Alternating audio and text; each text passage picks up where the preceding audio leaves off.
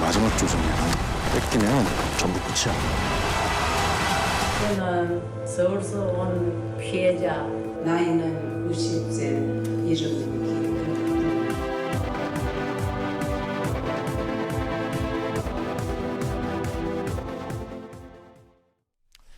네, 이번 주 주목할 영화계, 문화계 소식 짚어보도록 하겠습니다. 하재근 문화평론가와 함께하겠습니다. 어서 오십시오. 안녕하세요. 예. 자, 날씨가 오늘 내일 굉장히 덥다고 합니다. 내일 서울 기온이 올해 들어 가장 덥다고 하는데 그럴 때일수록 사람들이 붐비는 곳이 바로 극장이죠. 우리 영화가 굉장히 요즘 잘 나가고 있습니다. 엑시트.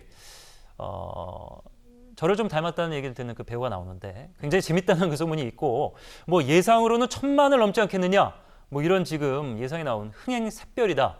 당초에 좀 우려가 있었던 영화임에도 불구하고 굉장히 승승장구하고 있고 비슷한 영화가 있습니다. 알라딘이 이렇게까지 성공이 예측이 안 됐던 걸로 저는 기억을 하는데 물론 그 뮤지컬 노래에 힘이 있긴 합니다만 1,000만을 이미 훌쩍 넘었고 개봉을 5월에 했는데 지금 여름방학까지 계속해서 롱런하고 있습니다. 극한직업 2019년에 흥행 포문을 열었었죠. 이게 굉장히 오래된 느낌인데 올해였었군요.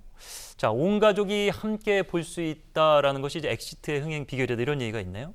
예, 아무래도 이제 그 청소년 관람 불가 영화라면 폭발적인 흥행을 하기가 어렵거든요. 예. 그 관객이 관객 단위로 막 들어차고 학생들이 오고 예. 이래야 관객 수가 많아지는 그렇죠. 것인데 이게 연소자 관람 불가면은 반토막이 나는 것이니까 그 시장이 청불이면 안 되는 거죠. 좀 이제 어렵죠. 1,000만이 넘긴 어렵다라고 예. 보통 이야기하는데 이번에 엑시트 같은 경우에는 이 어린이도 부모님과 함께 손붙잡고 가서 볼 수 있는 그런 영화고 그리고 이제 극한직업 같은 경우에 과거 같으면 이 영화가 1,000만을 돌파하리라고는 거의 상상도 할 수 없는 일종의 코미디 소품인데 이 영화가 1,000만을 돌파했다는 것은 이 시대의 관객이 그만큼 가벼운 코미디를 원한다. 엑시트란 영화도 관객들이 지금 원하고 있는 가벼운 코미디랑 예. 이제 그 맥락을 같이 하기 때문에 이것도 기존에 상상할 수 없었던 깜짝 흥행이 나타날 수 있다. 예. 그리고 이게 보통 영화가 첫 주차에 굉장히 크게 흥행하다가 조금씩 내려가는데 엑시트 같은 경우에는 이제 첫 주차에 1위를 하다가 2주차로 접어들면서 2위로 떨어졌다가 다음날 다시 1위로 올라왔거든요. 예. 이것은 상당히 뒷심이 있다는 뜻이기 때문에 그리고 엑시트와 경쟁할 만한 가벼운 코믹 코드 영화 중에서는 딱히 경쟁작이 지금 마땅치가 않아서 거의 독주 비슷하게 하고 있으니까 이 가벼운 영화 시장에서는 예. 이렇게 본다면 지금 여름 방학이고 하니까 정말 깜짝 놀랄 결과도 나올 수 있을 것 같습니다. 예, 재난 영화가 우리나라 영화로 만들어서 이렇게 흥행한 사례가 많지가 않기 때문에 코믹적인 요소가 크게 작용했다 이렇게 또 볼 수도 있겠습니다. 이렇게 국내 영화 이제 엑시트가 흥행을 이어가면서 새 영화들이 단단히 도전장을 내밀고 있는데요. 어떤 영화들이 있는지 보도록 하겠습니다.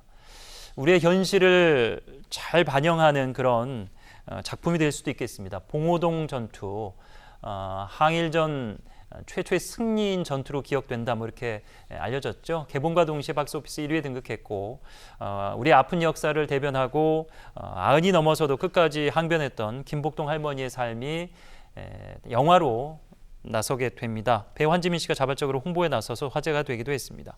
항일의 역사는 계속되고 있는데 현재 상황이 더 그렇죠.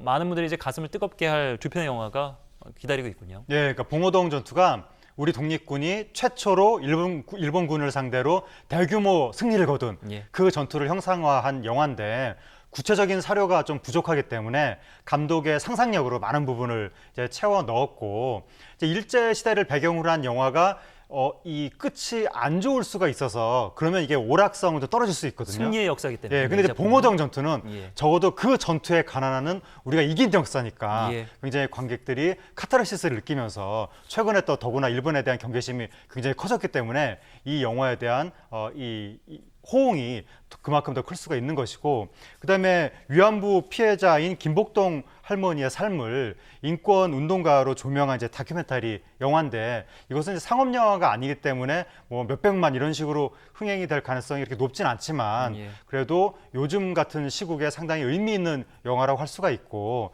이달 14일이 위안부 기림의 날이거든요. 그러니까 거기에 맞춰서 요즘에 또 근현대사를 다시 뭐 학습하자 이런 열기가 굉장히 크기 때문에 그런 차원에서도 이 영화가 주목을 받을 것 같습니다. 예. 자, 봉오동 전투는 이미 이제 보신 분들의 입소문을 통해서 굉장히 재밌고 잘 만들어져 있다, 가슴 뜨겁게 한다 이런 평이 있고, 김복동 할머니에 관련된 영화는 상영 수익 전액이 위안부 피해자 관련 활동에 쓰인다고 하니까요. 많이 관람해 주시길 바라겠습니다. 자, 이렇게 일제의 만행을 되새기는 영화들이 큰 주목을 받는 한편에서는 최근 일본의 수출 규제, 경제 보복과 관련돼서 반일 감정이 무르익고 있는데, 제품 불매 운동뿐만 아니라 일본 영화들도 우리 극장가에서 어려움을 겪고 있다.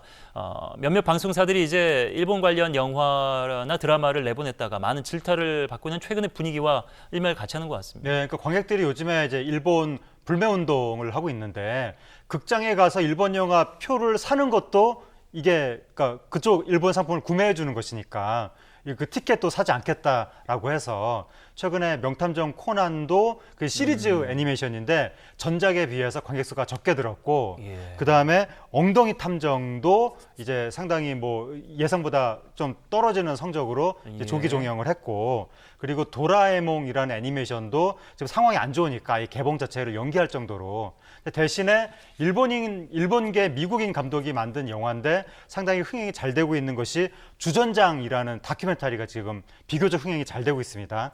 다양성 다큐멘터리 치고는. 그러니까 이것은 일본계 미국인 감독이 만들었기는 했지만 일본 옹호하는 다큐멘터리가 아니라 일본 우익의 실체를 까발린다라고 해서 지금 우리나라 많은 관객들이 우리가 일본을 막연히 그렇게 뭐 적대시하고 그럴 게 아니라 제대로 알아야 된다. 일본 우익이 도대체 왜 그러는지, 무슨 생각을 가졌으며 어떠한 역사적 과정을 거쳐왔는지 그 학습 열풍이 불면서 이 주전장 다큐멘터리를 보고 일본 우익의 실체를 알자, 이런 이제 움직임이 나타나고 있습니다. 예.